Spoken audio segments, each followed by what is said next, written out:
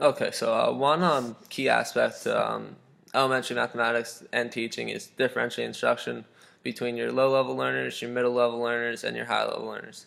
And there's a lot of activities that you can do in your math classes and at home that where you can differentiate instruction because you want to be able to master the skills before moving on to another skill. So that's good to work up and on. And there's not every student works at the same pace, so it's good to differentiate.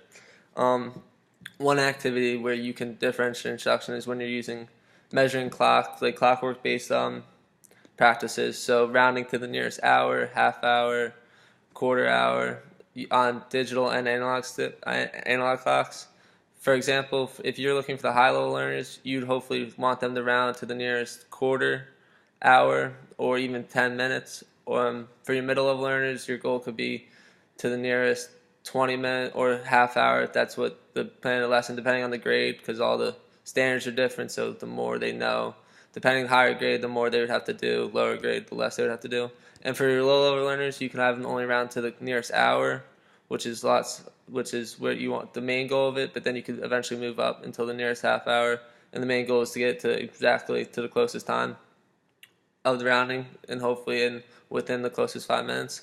Other activities that can be varied is like I've talked about is definition ones where you give different amount of attributes to high level learners and compared to low level learners. Whereas so the amount of data set that they have is not as much on them, and there's enough for them to answer where you can see their progress. And then with the higher level learners, there's enough data in that set where you can see where they're at because they might be at a different point in their learning process as compared to other learners.